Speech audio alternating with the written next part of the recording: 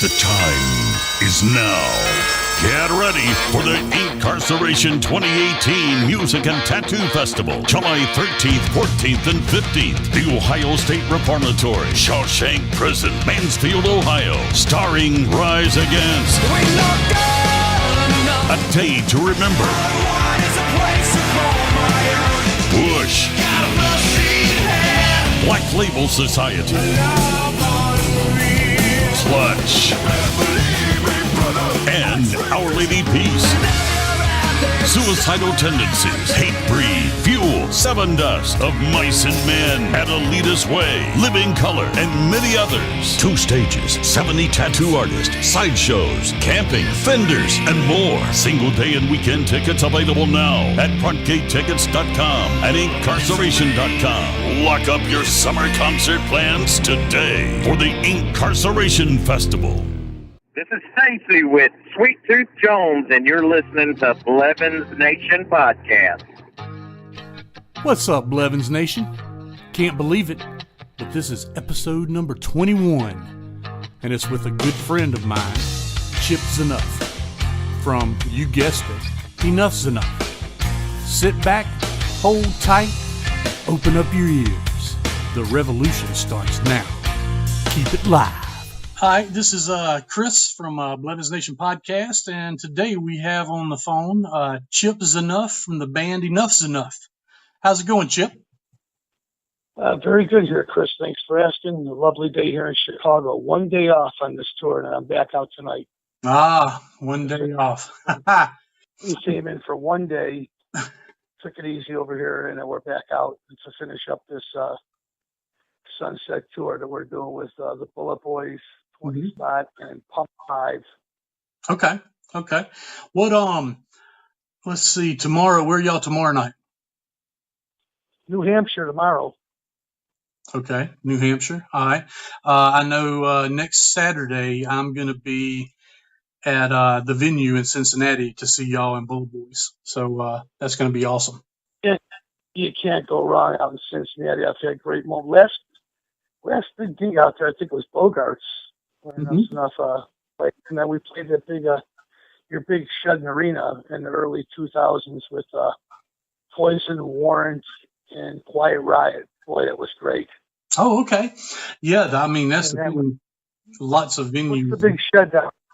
What's the big place out there? The big place, we got US Bank Arena, and that's the inside, but then there's also Riverbend, which is outside. Yeah, that's what we did, Riverbend. Okay, cool. Yeah, that's an awesome venue. A lot of cool stuff. It's beautiful out there. You get 20,000 people. I remember we played 2 shows. Enough Snuff opened the show for Poison. Played about 7 o'clock. Immediately after the gig, we jumped in the bus, didn't get a chance to hang out with the fans, and went to a club out there and played a club gig. 2 gigs in one night in Cincinnati. Heck yeah. Would that happen to have been MVP Sports Bar? It may have been. I don't recall. Okay. The stories I can tell you about that night are unprintable. Okay. Beyond belief debauchery. It was a real rock and roll show. That's what they wanted.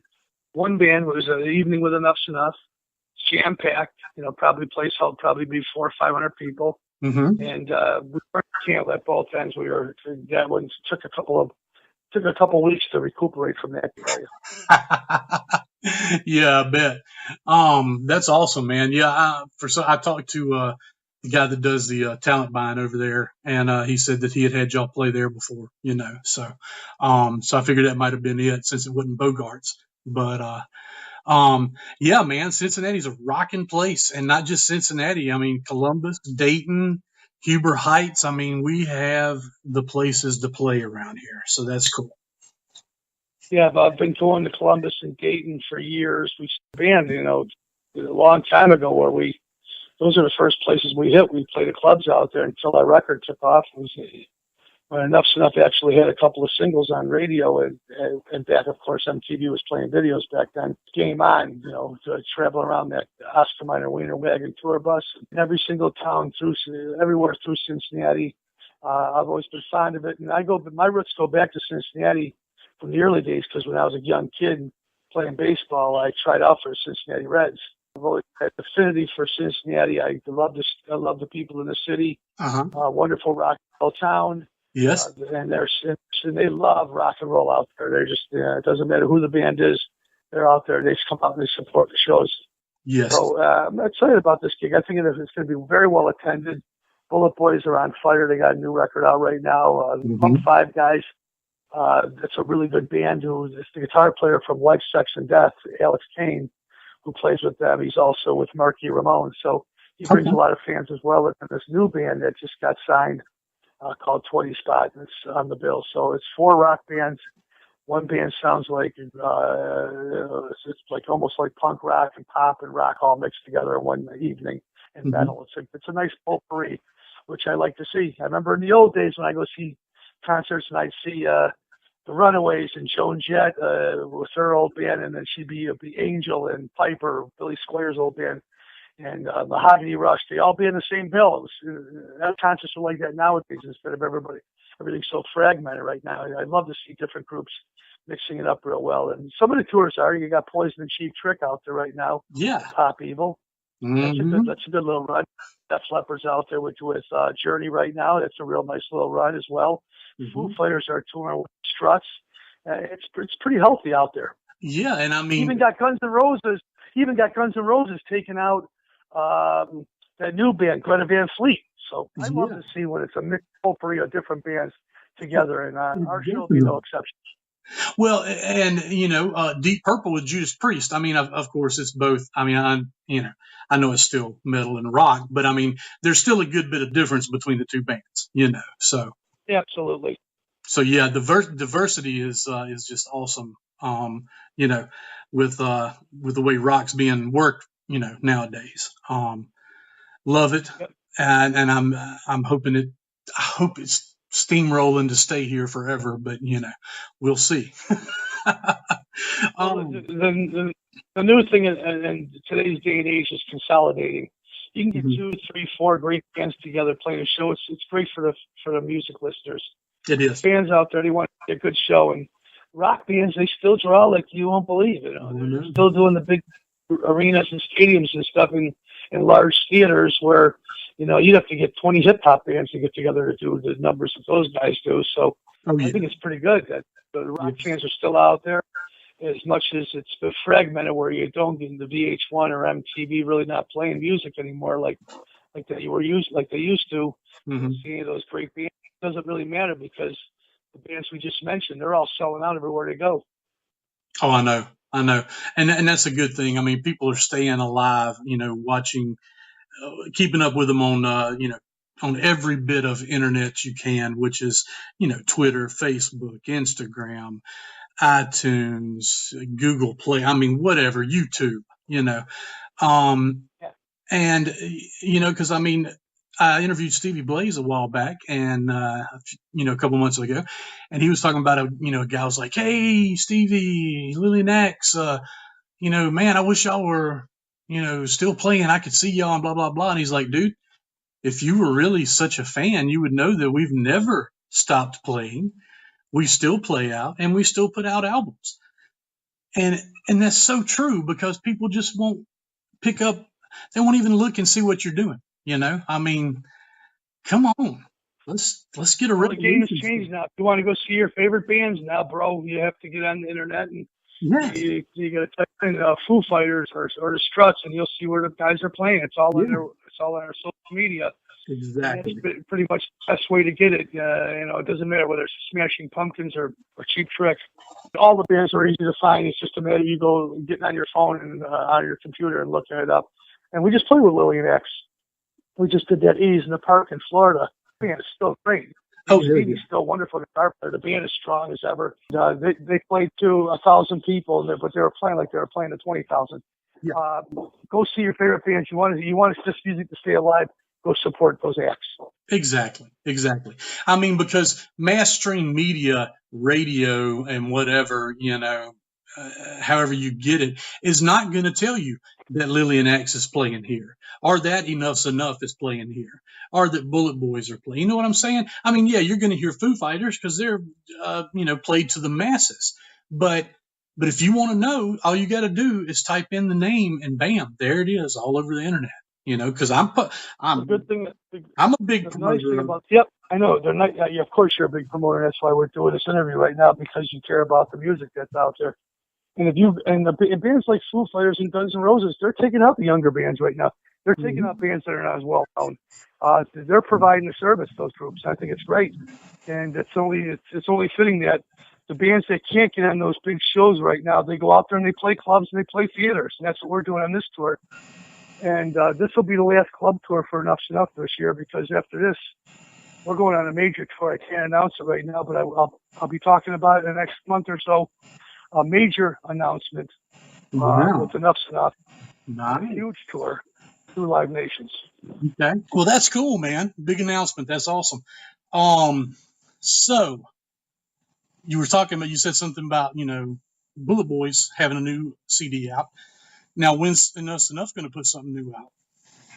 Our new record will hit this. I think the pre-orders are in sometime in June, when our label Frontiers actually starts really giving it the push that it deserves. And I think it's got a wonderful label, by the way.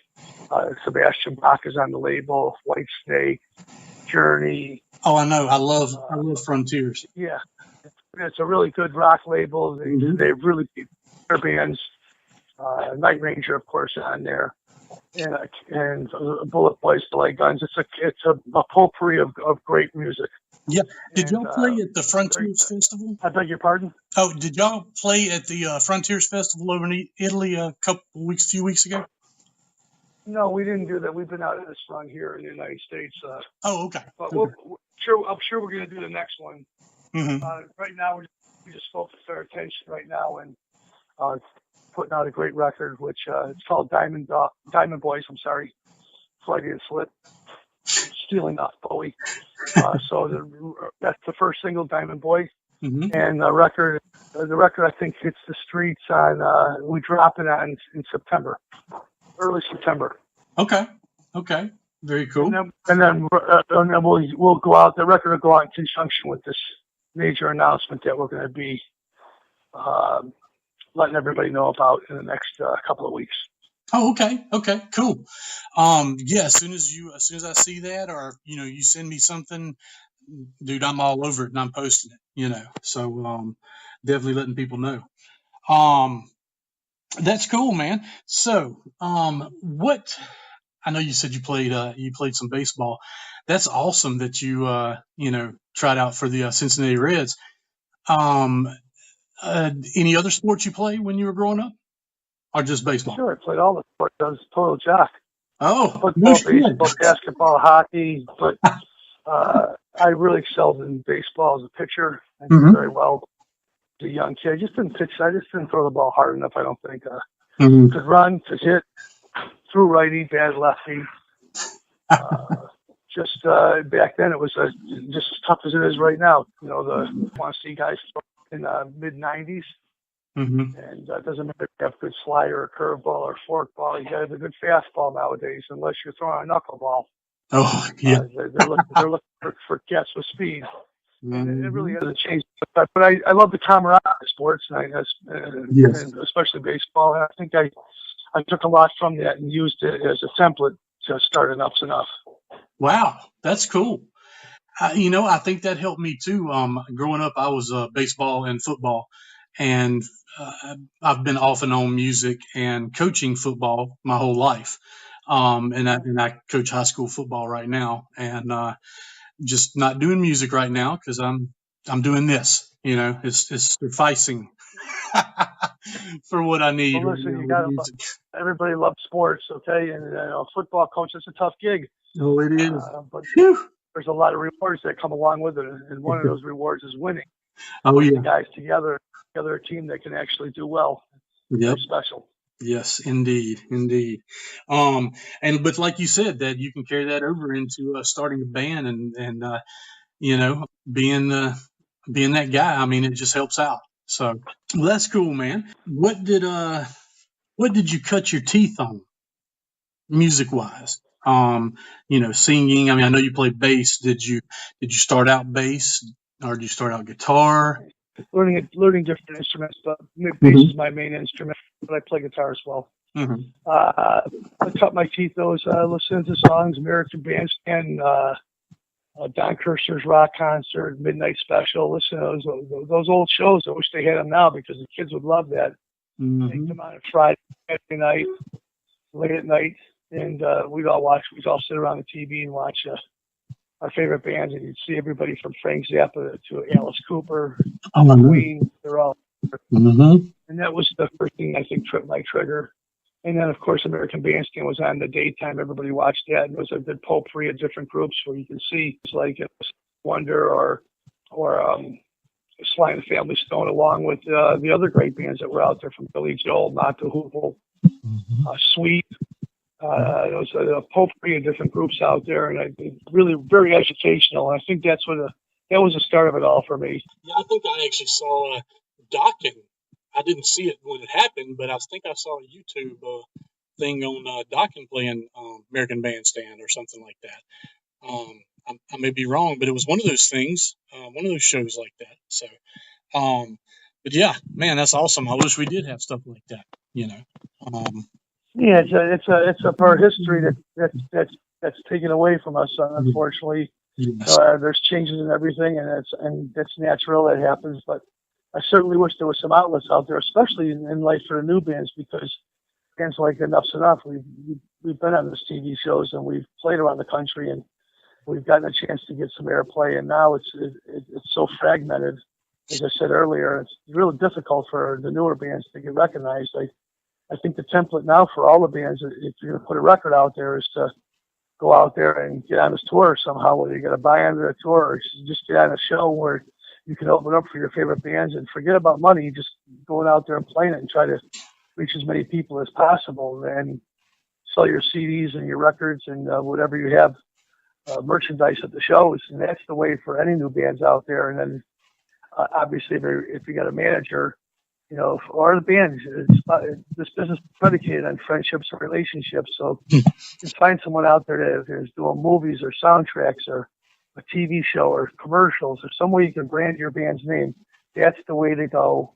There's no other way to do it right there. Take it to the street, make the record, take it to the streets and try to get on shows and meet as many people as you can.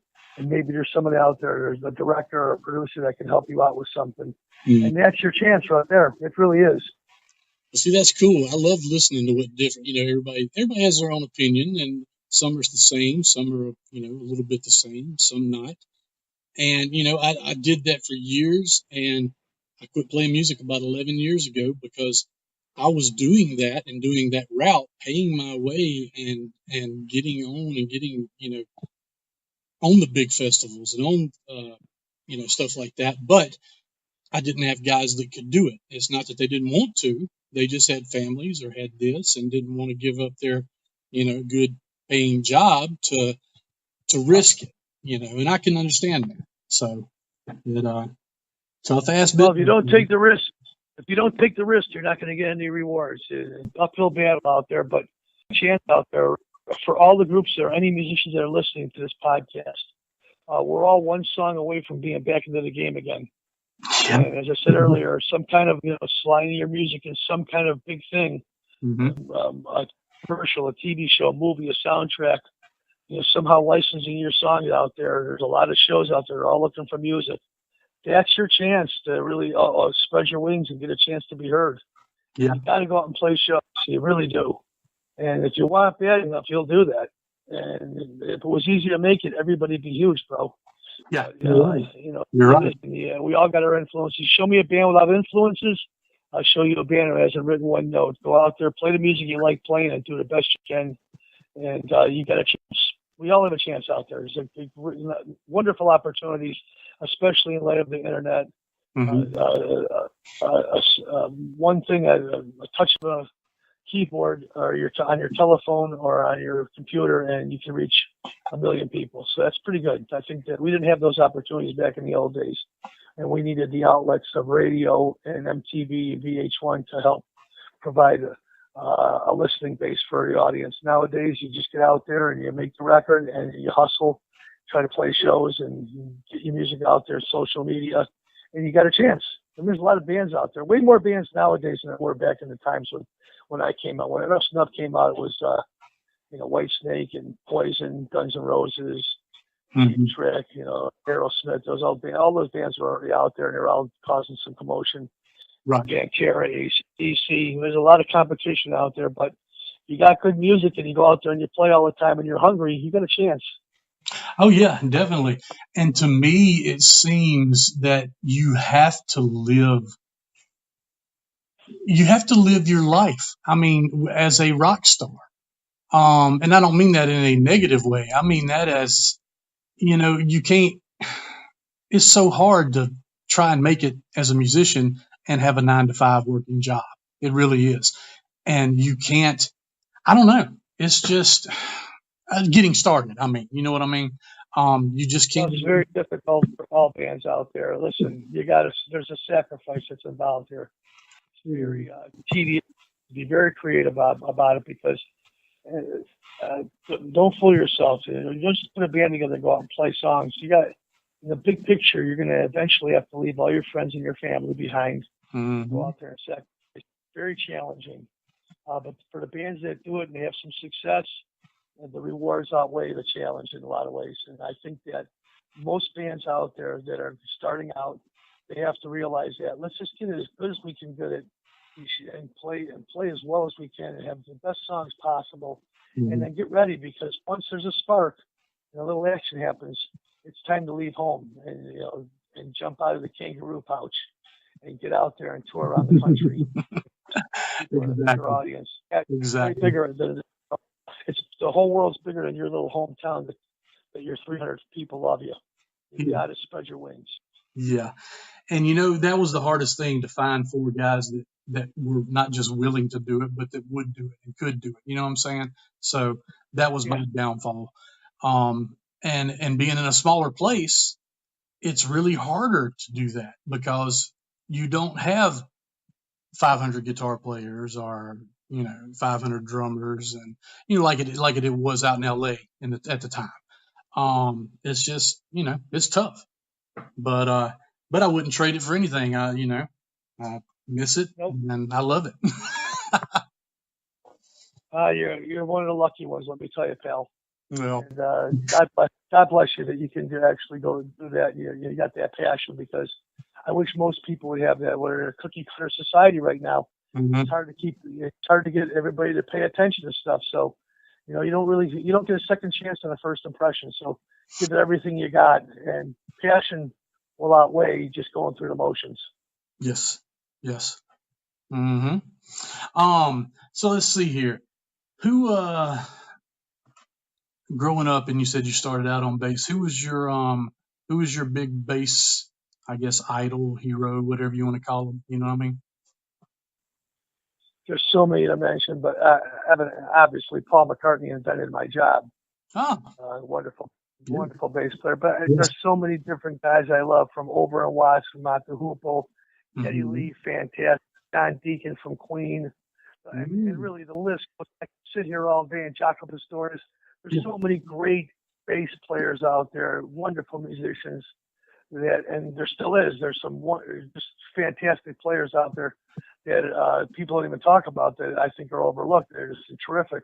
There's a lot of guys out there, but it's really about the team. I've never myself as being trying to be in the forefront of bass guitars.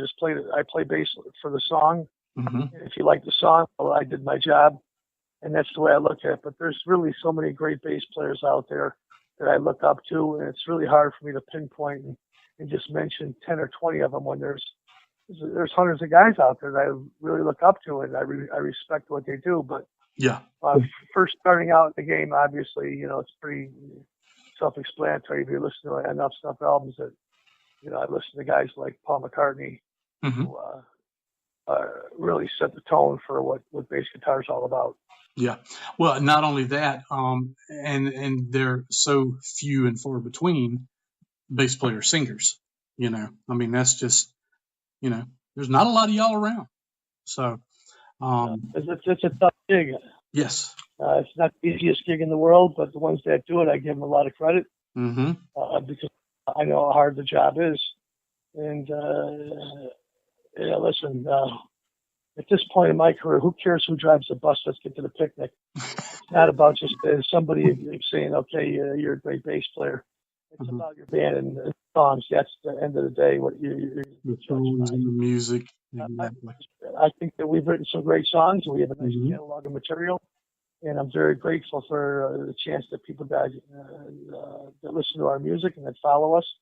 And I think there's a lot more left. There's a lot of gas still left in our tank. And I think this next record here will prove a lot for the band. It's a new chapter in our career. Mm-hmm. And it's a nice 11-song record.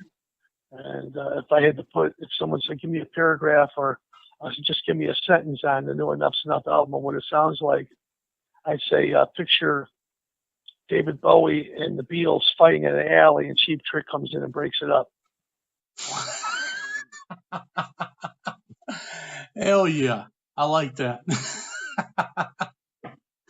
I like that. That's cool. Okay. All right.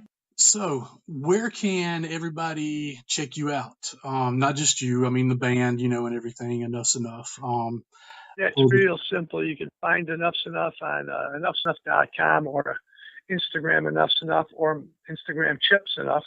Mm-hmm. ChipZnuff. Real simple. Facebook, Twitter, we're on everything. Okay. Okay. Instagram. You want to find our dates though? You want to find us where we're playing? And just go to Enough's Enough page and hit tour. Mm-hmm. See all our dates up on there. You want to know what's going on. And I know in the next month or so we're going to open up a page as far as for merchandise, and people are looking that can't make it to the shows, but they want to support the band and get some stuff: T-shirts, CDs, hats, etc. Records. Okay. Cool. As well on enoughs.com next month. So we've never had an online store. Mm-hmm. We're doing this for the first time because there's quite a few people around the country that can't come out to the shows, but they still want to come out and they want to support the band in some capacity. So anything you want to find out, you can find us on social media anywhere. It's impossible not to find us. ZNUFF.com. That's right. Instagram, Facebook, Twitter. You can find us on all social media. Mm-hmm. And that also goes for BlevinsNation.com, and especially on my Facebook page, Twitter page, Instagram. I am always posting and reposting stuff, not only about Enough's Enough, but other bands that are touring this country and anywhere else. I'm supporting music. I support live music, especially, and I support people in going and buying music, not just streaming music, but buying music. If you love these bands and you want to hear more of them and you want to hear more of them on my show, you need to buy music. You need to listen to my podcast. You need to request people, Sorry about that, Chip. I just want to throw that in. So. Nope. I get it, bro. And I thank you for that. And all the bands out there, thank you. Mm-hmm. And listen, the fans, okay, they want to know. They want to know what's going on. And this is, you provide a service here. You're letting everybody know about the bands, where their music is, how to find them, how to go out and see a show. It's pretty nice of you. And I'm grateful. I thank you very much. Oh yeah, no problem. All right, guys. Well, that's all the time we have today with Chip, but we will be back the very next week. Well, this concludes the 21st episode of Blevins Nation Podcast. I want to thank Chips Znuff for coming on the show. Good luck to Enough's Enough and him and all their endeavors. And I want to thank Stacy Baldwin from Sweet Tooth Jones for throwing out that promo for me. Go check them out, down around Mississippi, trying to get them some shows up, everywhere. I want to thank Dirty Outlaw Entertainment for booking bands and getting venues and all that good stuff. Keep it live. Hell yeah. Let's rock and roll, baby. Anyway, thank y'all so much. See you next week.